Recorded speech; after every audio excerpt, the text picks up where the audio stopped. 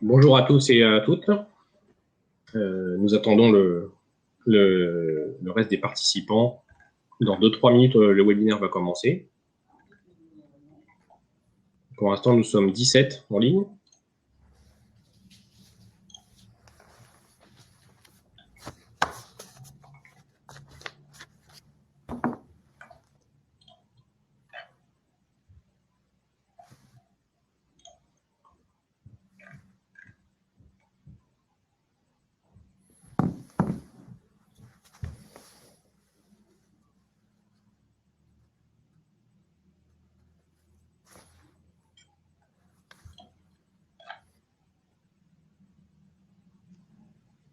Je vous souhaite une bonne webconférence.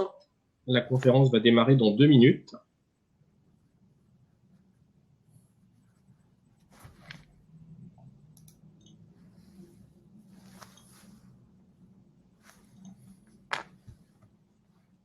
On attend que tous les participants soient présents pour commencer.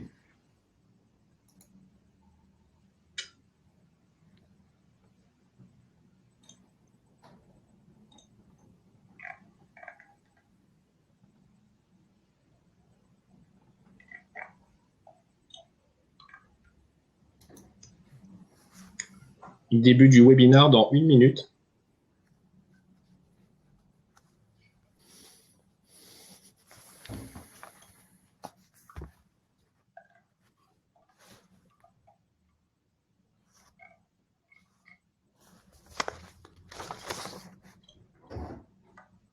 Pour l'instant, nous ne sommes que 18.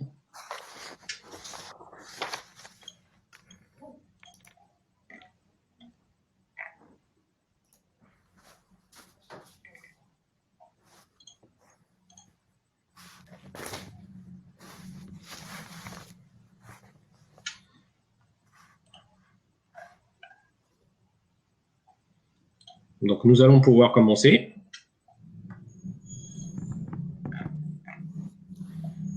Philippe, c'est bon pour vous?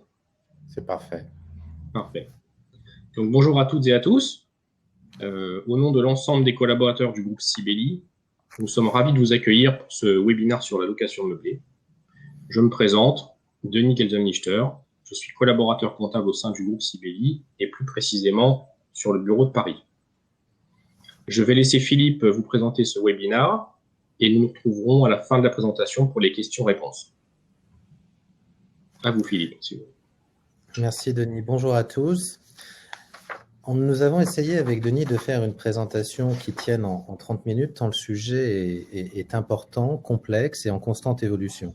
Donc, on va essayer de toucher tous les sujets pratiques de la location meublée, en tous les cas, ceux qui nous semblent importants pour chacun d'entre vous, et essayer de voir quels sont les points de vigilance qu'il convient d'avoir en tête de manière régulière pour pouvoir avancer sur le chemin de la location meublée. Et vous le verrez qui n'est pas très simple entre le chemin de la location meublée non professionnelle ou la location meublée professionnelle. Donc, on va commencer par la description de la location meublée. Je dirais que le cadre juridique est assez complet. La location meublée est encadrée par le Code de la construction et de l'habitat. Ça, c'est par exemple pour l'ensemble des locataires qui veulent faire de leur bien, de leur adresse, leur résidence principale. Il y a la loi Elan qui, bien entendu, encadre l'ensemble des locations de courte durée. Il y a la loi Allure qui intervient. Je dirais que peu importe le cadre juridique, tout est manifestement très encadré par le législateur, ce qui est plutôt une bonne chose. La chose importante que je tiens à mettre en avant dès le début de ce webinaire, c'est que l'activité de loueur en meublé est une activité à caractère civil. Donc, on est dans le cadre des baux et des meubles de l'article 1713 du Code civil et suivant, et c'est quelque chose de très important, vous le verrez en particulier dans le cadre de la fiscalité. L'autre élément important à prendre en compte, c'est que quand on fait de la location meublée, il est important que l'actif immobilier soit composé d'un certain nombre d'éléments du mobilier. Je dirais que le décret de 2015 encadre particulièrement bien cet élément. Il y a 11 11 points de mobilier qu'il convient d'avoir. Vous les avez là en ligne. Les literies, les dispositifs d'occultation des fenêtres, les plaques de cuisson, les micro-ondes, les tables et sièges. En d'autres termes, il convient au moment de l'élaboration des documents juridiques d'être sûr que l'ensemble de ces éléments sont pris en compte, sous peine, en cas de contrôle, de ne plus être en location meublée. Quand on fait de la location meublée, comme toute autre location, il convient d'avoir une documentation écrite, un bail obligatoirement établi par écrit, selon les dispositions de la loi Allure, avec bien entendu un certain nombre de conditions pouvant aller jusqu'à 1 an pour habitation principale, courte durée, reconduite tacitement, avec possibilité de résiliation encadrée. Il est, à mon avis, indispensable d'avoir l'état des lieux et l'inventaire précis du mobilier et l'ensemble des dossiers diagnostiques. L'état des lieux et l'inventaire est absolument nécessaire, bien entendu, pour les garanties que l'on est amené à prendre dans le cadre de ces biens. Il existe bien entendu d'autres types de location meublée que l'on ne va pas aborder dans le détail aujourd'hui, parce que le détail, comme je viens de l'indiquer, s'intègre parfaitement dans ce que nous allons décrire aujourd'hui. Il y a la location saisonnière, c'est-à-dire l'ensemble des locations nues ou les locations Airbnb. Il y a la location de résidence secondaire, il y a des chambres d'hôtes. Il y a la location para-hôtelière, les chambres dans les EHPAD, ce genre de choses.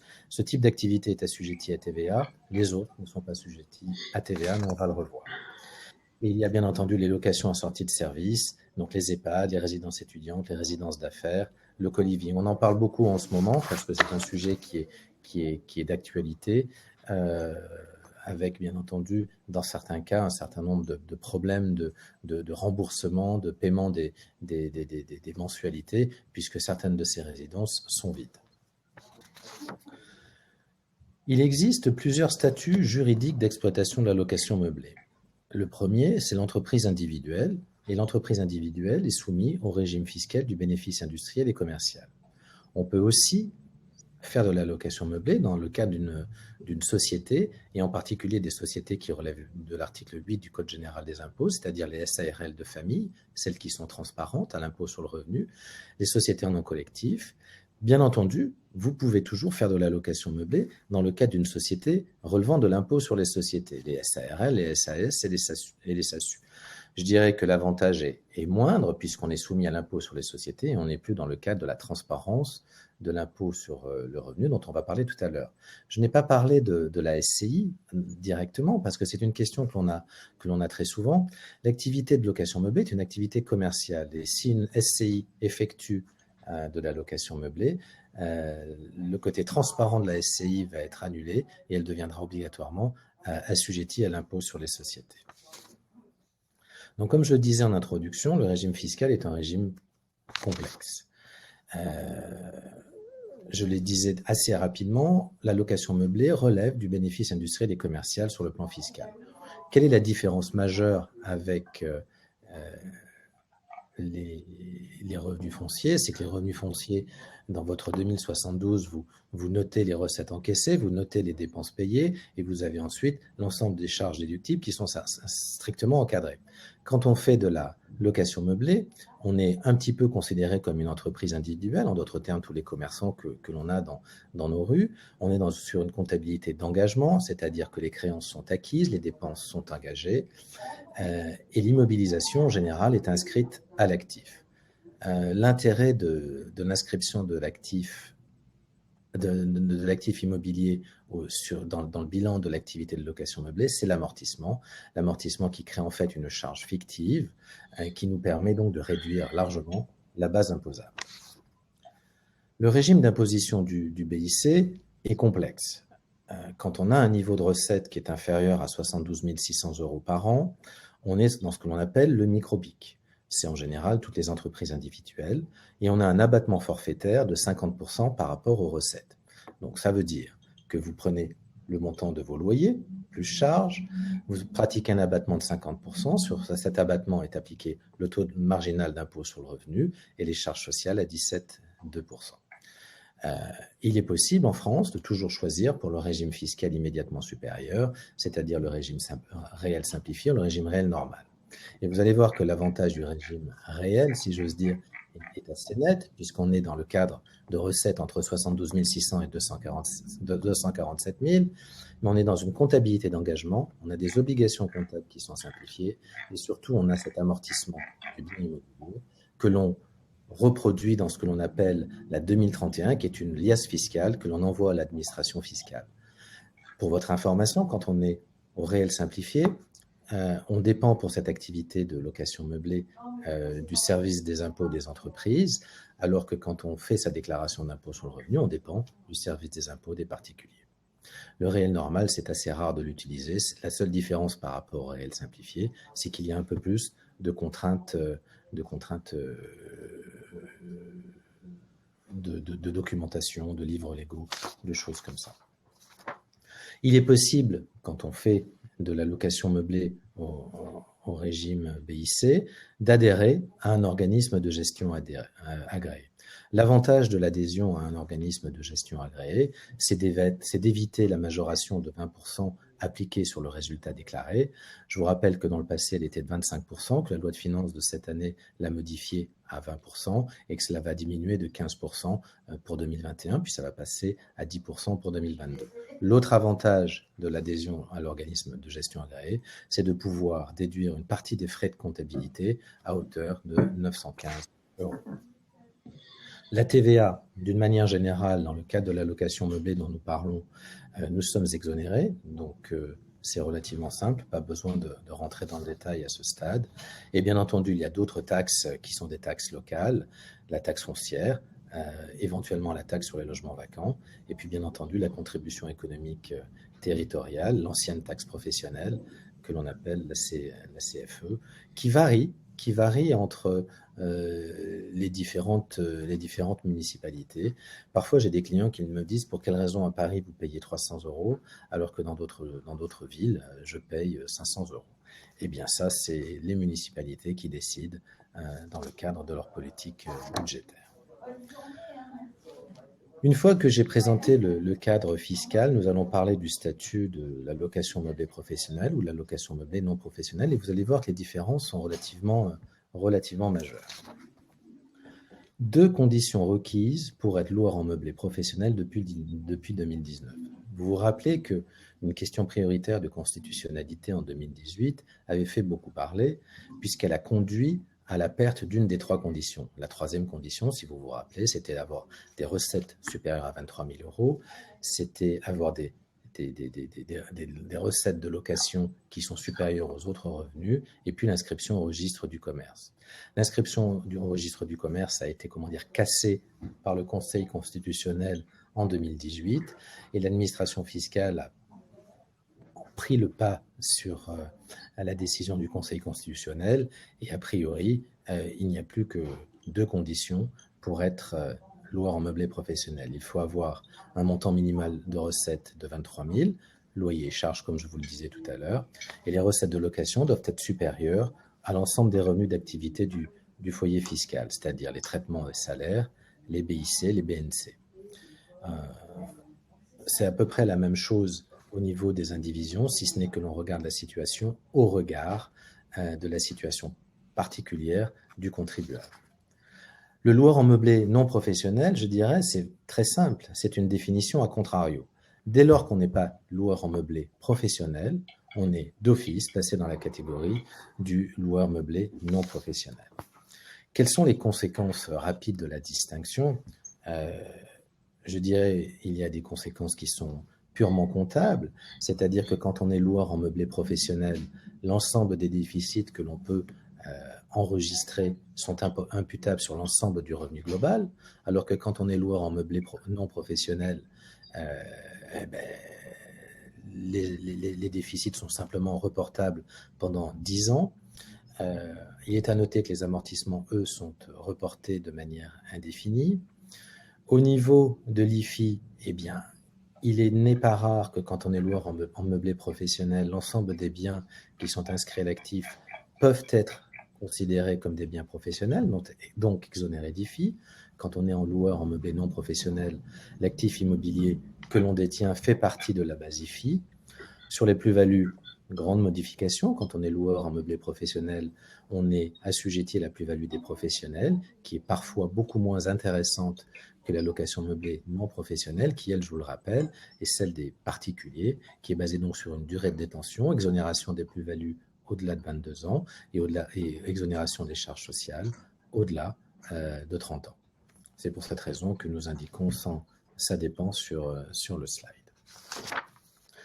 Un point essentiel que je voudrais aborder rapidement et qui est sûrement aujourd'hui le point le plus complexe pour nos clients, pour nous-mêmes, professionnels de cette activité, c'est l'affiliation au régime social des indépendants.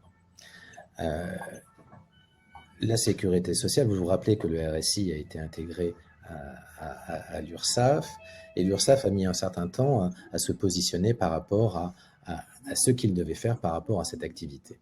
Aujourd'hui, doivent être inscrits au régime social des indépendants tous ceux qui ont des recettes de location meublée qui sont supérieures à 23 000 € par an et qui répondent à deux conditions suivantes.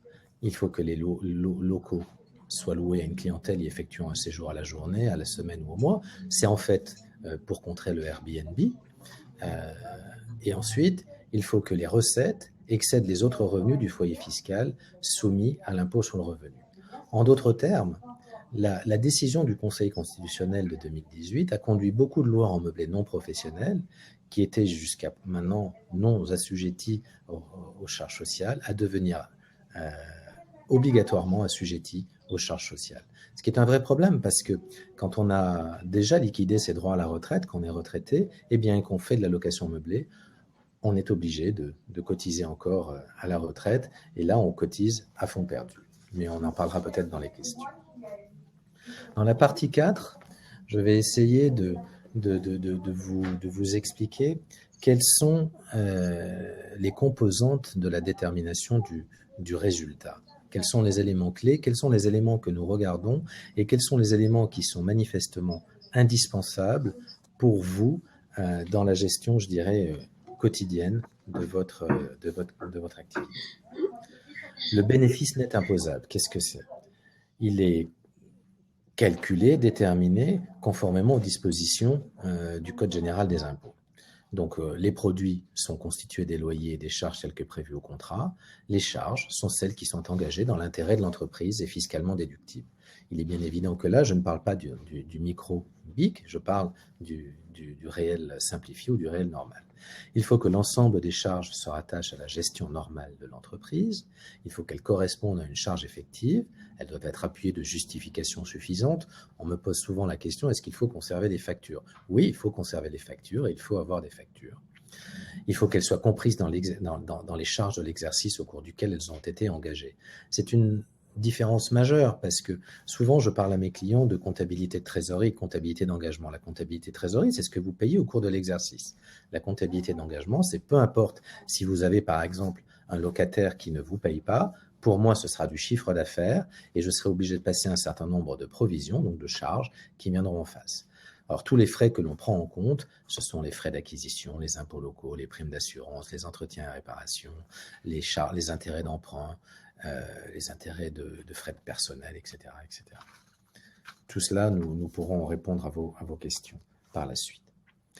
Et l'autre charge qui est très importante pour nous, c'est l'amortissement de l'actif immobilisé. Pour pouvoir amortir cet actif, pour pouvoir amortir ce bien que l'on détient dans le patrimoine depuis longtemps ou que l'on vient d'acheter, il faut l'inscrire au bilan. Il faut l'inscrire au bilan et c'est une décision de gestion. Si on ne fait pas cette inscription au bilan, c'est-à-dire à l'actif, dans ce que possède l'exploitant individuel, pour faire simple, eh bien on ne peut pas amortir le bien immobilier. Et là, on rentre dans un sujet qui est source de beaucoup de discussions avec chacun d'entre vous, parce que quelle est la valeur de l'actif immobilisé que l'on doit inscrire? Je dirais que quand on achète un bien immobilier et que l'on met en équation, c'est simple. On a l'acte d'achat qui nous détermine un prix, on a un certain nombre de frais, et là c'est simple, on prend ces chiffres-là que l'on inscrit à l'actif. En revanche, si vous avez fait de la location nue pendant une dizaine d'années, et que donc vous avez acheté un bien il y a une dizaine d'années, ben, la valeur aujourd'hui, si vous le mettez en location meublée, n'est pas la même. Comment est-ce qu'on va faire pour choisir la valeur d'inscription à l'actif? C'est justement là-dessus qu'on va essayer de vous apporter le conseil le plus important, parce que l'administration fiscale, bien entendu, sera très attentive à la valeur que l'on va inscrire. Plus la valeur sera importante, plus l'amortissement sera important, mais attention au prix de convenance. Il est évident aussi que cette détermination-là de valeur, qui est donc une valeur extériorisée quand on a eu ce bien dans son patrimoine personnel depuis des années, fait référence à un prix de référence qui pourra servir à un moment donné pour un calcul de plus-value. Il est à noter que quand on a été loueur nu, loueur en foncier pendant un certain nombre d'années, que l'on devient loueur en meublé, il faut faire attention à ce que l'on appelle la plus-value migrante, c'est-à-dire la plus-value, le mix de plus-value entre ce que l'on avait quand on était dans son patrimoine personnel et ce que l'on a maintenant quand on est loueur en meublé professionnel.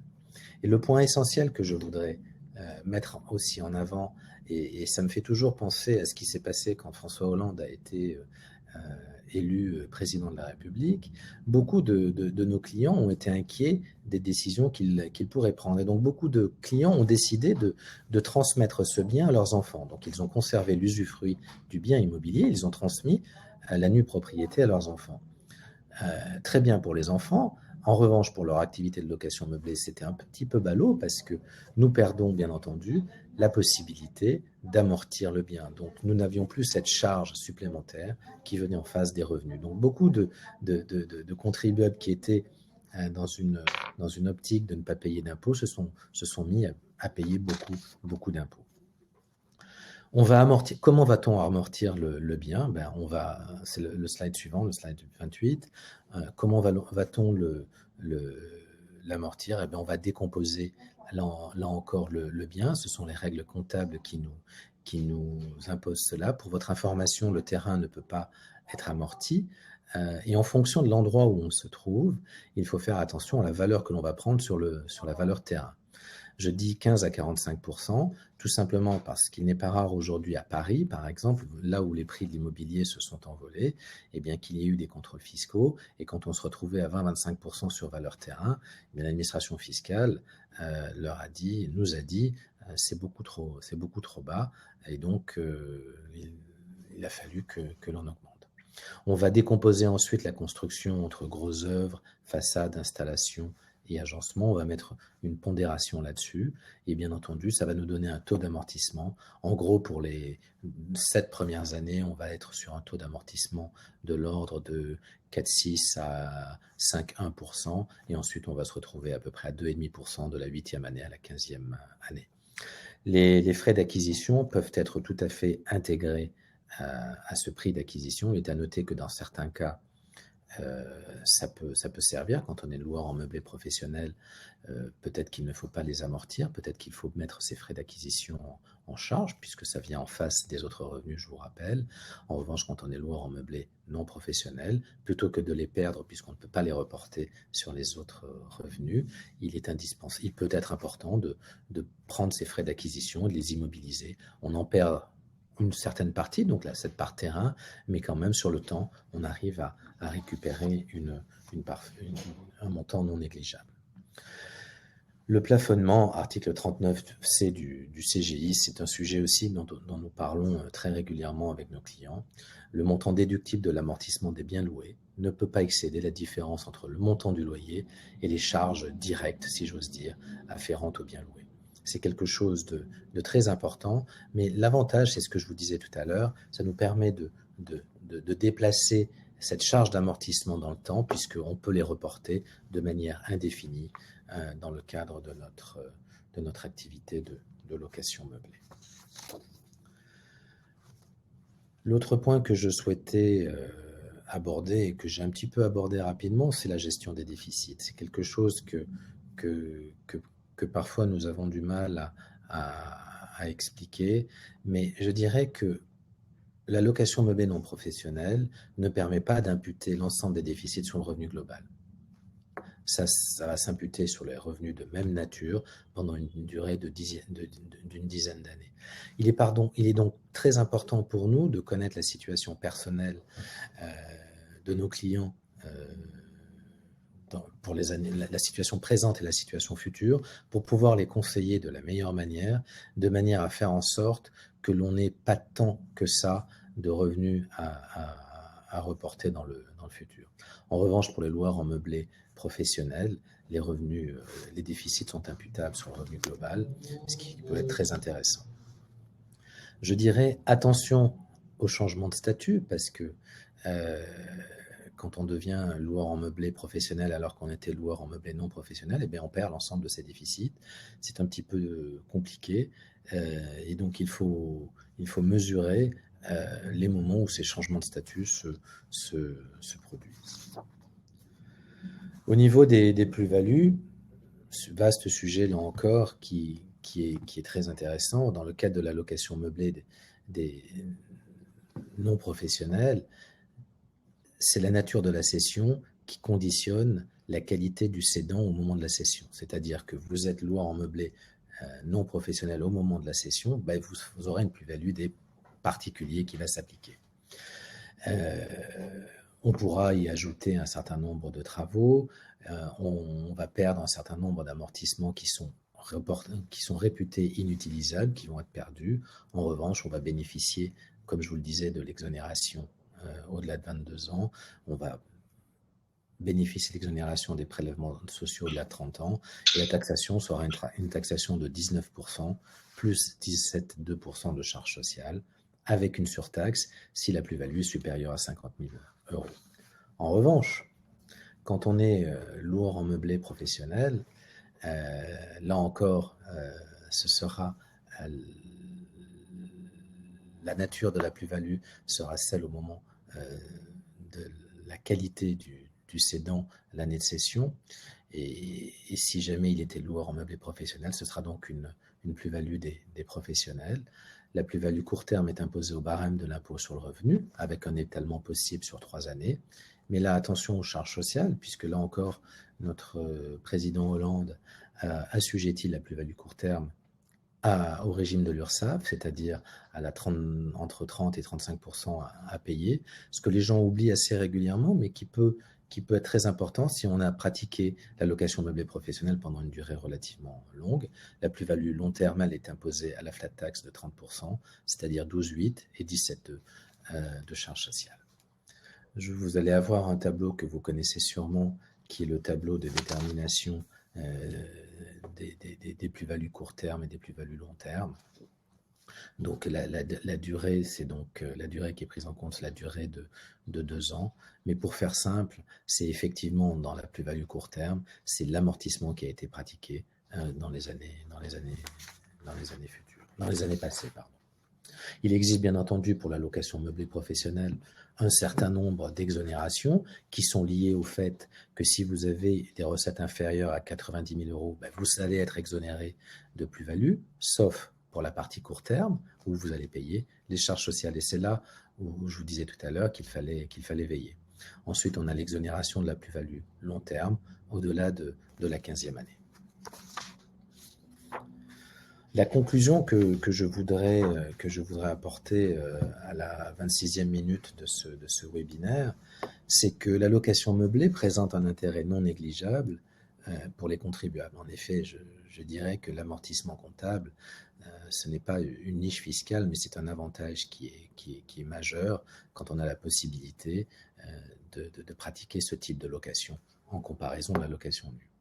En revanche, il convient de porter une attention tout à fait particulière sur son propre statut au moment de la prise de décision de la location meublée, puisque les conséquences d'un passage inopiné en location meublée professionnelle peuvent être lourdes, inattendues et surtout pas du tout voulues. Donc un point de vigilance doit être porté sur sa propre situation au regard des charges sociales. Et ensuite, la conclusion que je voulais dire, c'est que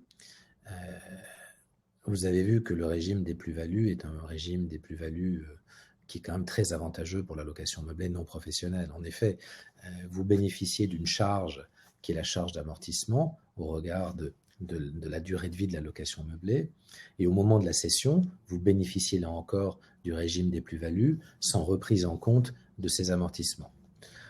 Depuis que nous avons rejoint le cabinet Picard il y a maintenant 9 ans, l'ensemble des gouvernements se sont posé la question, est-ce qu'on va changer, est-ce qu'on ne va pas changer ce régime-là?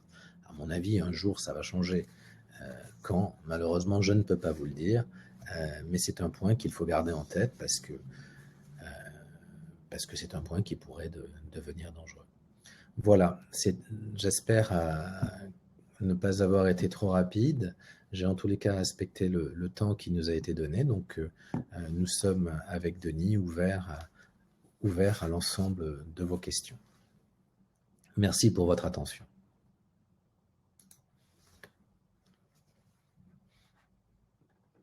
Alors, on a reçu quelques questions. Alors, la première, peut-on choisir le statut de loueur meublé professionnel par option? Donc là, évidemment non, puisque avant 2018, il y avait 3 conditions pour être professionnel ou non professionnel. Des recettes supérieures à 23 000 €, des recettes qui excèdent les autres revenus du foyer fiscal et une inscription au registre du commerce. Depuis justement 2018, la 3e condition a été abrogée. De ce fait, on ne peut plus choisir entre être non professionnel ou professionnel. Il y a 2 conditions, donc c'est la condition des 23 000 € de recettes et la condition des revenus de location meublée qui sont supérieurs aux autres revenus du foyer fiscal. Si vos recettes de location meublée sont supérieures à vos autres revenus, vous êtes de fait professionnel. On ne peut pas choisir.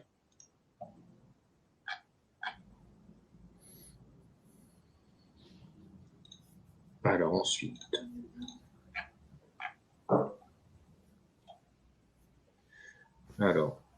SCI et location meublée. Donc oui, il est tout à fait possible d'exercer l'activité de location meublée dans une SCI. Il faut juste savoir que la location pour usage d'habitation entraîne une imposition à l'impôt sur les sociétés. De ce fait, la SCI n'est plus fiscalement transparente. Donc ce ne sont plus les associés qui sont imposés personnellement à l'impôt sur le revenu.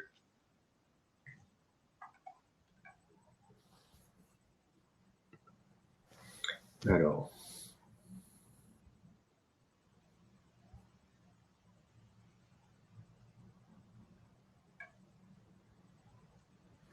Philippe, là c'est une bonne question de Philippe D. Bonjour, que recommander comme statut pour un usage mixte de location meublée et d'usage privatif d'un appartement entre des membres d'une même famille? Là encore, on peut tout à fait faire de la location meublée d'un bien à courte durée, et quand il n'est pas loué, l'utiliser à des fins personnelles.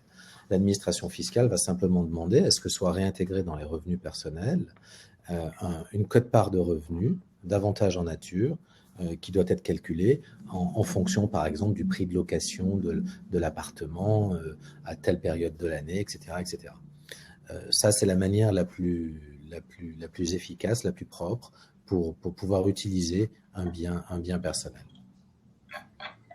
Alors ensuite,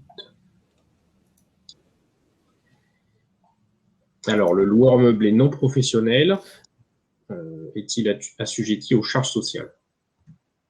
Alors oui ou non? Allez-y.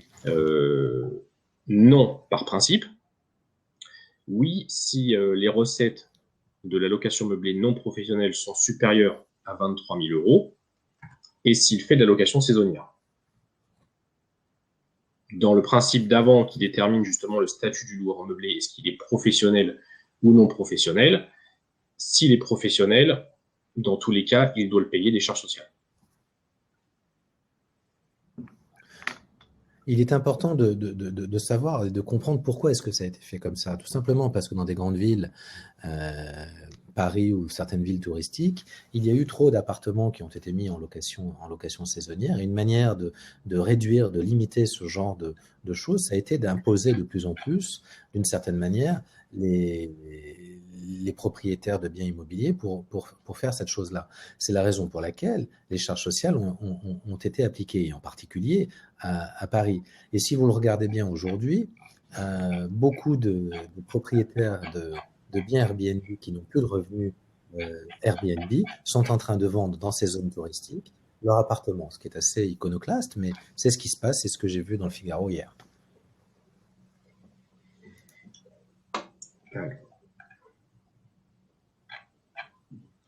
Alors, nous avons une question de monsieur Jean-Michel.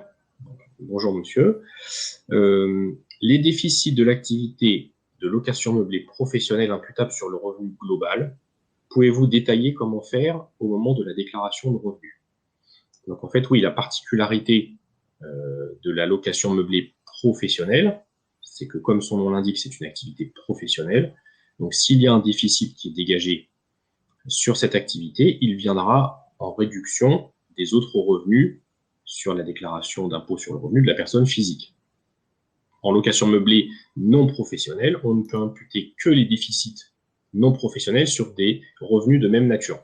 C'est pour ça qu'ils sont reportables 10 ans.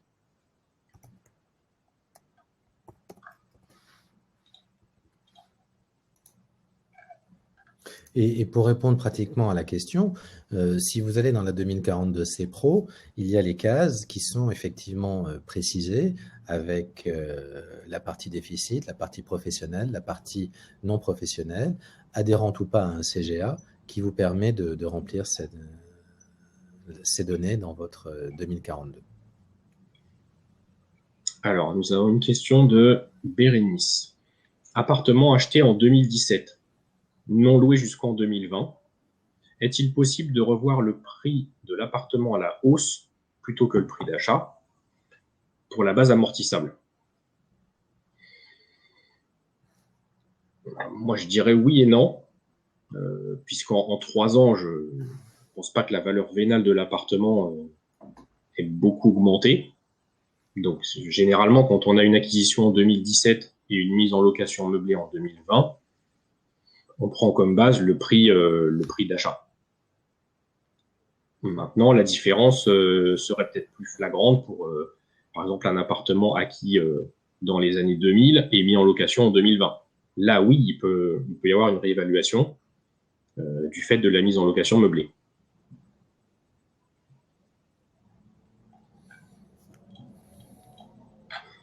Alors...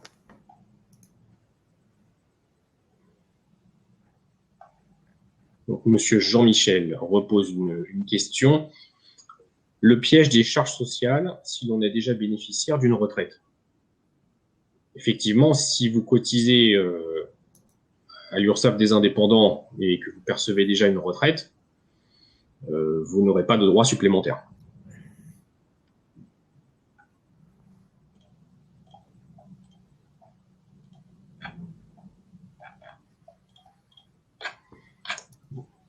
Je pense qu'on n'a plus d'autres questions. Denis, oui. Denis, si vous m'autorisez, j'ai vu une question dans le chat à gauche. Est-il possible de faire la location meublée avec un local commercial? Alors, on peut tout à fait faire de la location meublée avec un local commercial. Il n'y a pas de problème là-dessus. Après, il faudra juste vérifier si le bail conclu, enfin justement le bail commercial entre les deux parties est soumis à TVA ou non, mais il est tout à fait possible de faire de la location meublée avec un bail commercial.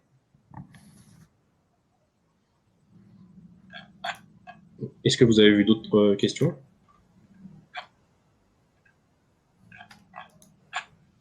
Non, je crois qu'on a tout vu. Je crois qu'on peut peut-être essayer d'aborder le problème de l'impôt sur la fortune immobilière. Tout à l'heure, je parlais de valeur de convenance.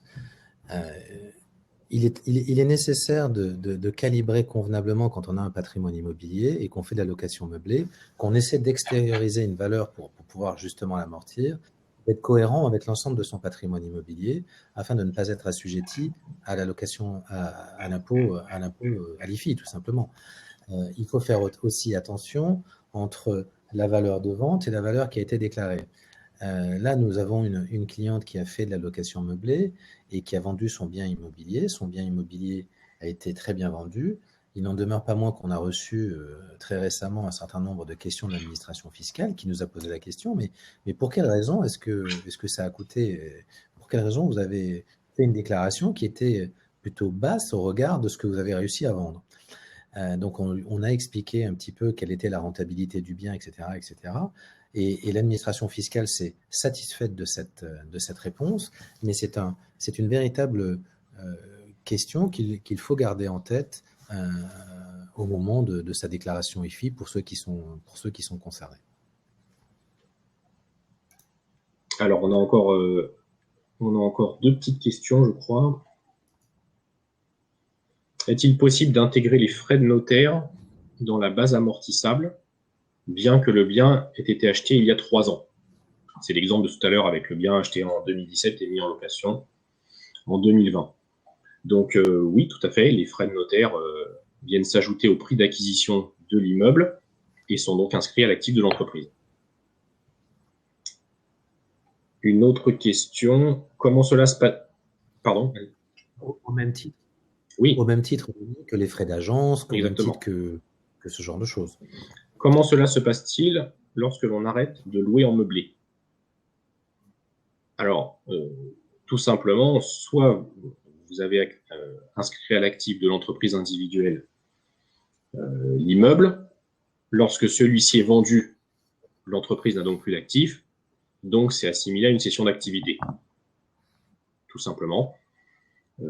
Si jamais vous repassez le bien dans votre patrimoine personnel pour le louer par exemple en foncier, donc le louer en nu, dans ces cas-là, l'entreprise s'arrête également, puisqu'il n'y a plus d'activité, BIC.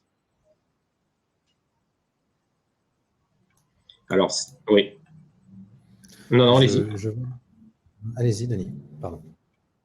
Non, je vois une autre question sur la location saisonnière, les locations Airbnb et la location meublée. Moi, je dirais que la location meublée, Airbnb, elle est fantastique à la condition que l'on réponde à l'ensemble des exigences des mairies, que l'on paye la taxe de séjour, c'est pas trop compliqué, c'est plutôt simple. En revanche, il faut avoir une autorisation de la mairie pour pouvoir, en général, faire ça. C'est le cas dans les grandes villes comme Nice, comme Paris, et là, les conséquences peuvent être dramatiques pour peu qu'on n'ait pas cette autorisation. Nous avons en tête un client qui se retrouve astreint aujourd'hui à payer 5 000 euros par jour tant qu'il ne ferme pas son activité de location meublée. Donc autant vous dire qu'au niveau des tribunaux, c'est un sujet qui va être de plus en plus ouvert, dans lequel les propriétaires seront de plus en plus, attaqués et auront une probabilité de perdre qui sera non nulle. Donc il convient de faire de la location meublée Airbnb avec beaucoup de parcimonie. Mais quand je dis ça, il y a d'autres villes dans lesquelles ça se fait sans aucun problème. Et je pense à un certain nombre de chalets que nous avons clients à Courchevel. Et là, on me pose la question, Philippe, quelles sont les charges que je peux passer? Là, je viens d'inviter mes clients russes dans un restaurant 3 étoiles. Est-ce que je peux passer ça en charge? Et la réponse est oui. La réponse est oui, tant que les charges, comme je vous le disais tout à l'heure, sont en ligne, alignées sur l'intérêt de l'entreprise.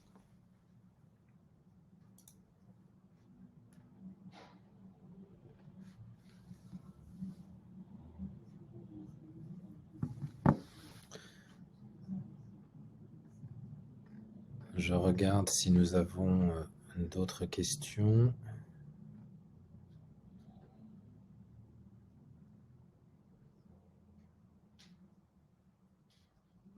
Non, je crois que nous avons été clairs. En tous les cas, on n'a pas plus de questions. Denis, oui, donc merci à tous d'avoir suivi ce webinaire sur la location meublée.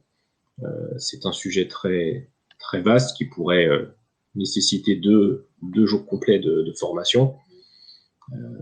Donc, le groupe Sibeli reste à votre disposition, bien évidemment, pour toute précision sur ce sujet. Et je laisse Philippe clôturer ce webinaire. Merci à tous pour votre participation. J'ai bien conscience qu'une demi-heure de présentation, ça peut paraître aride, c'est un peu rapide. Mais en tous les cas, j'espère que nous avons attisé votre intérêt. L'ensemble des associés du groupe sont à votre disposition pour répondre à vos questions. Et en tous les cas, ça a été un plaisir pour nous. Et nous vous disons à très bientôt. Au revoir et bonne journée. Webinaire. Au revoir. Merci. Au revoir.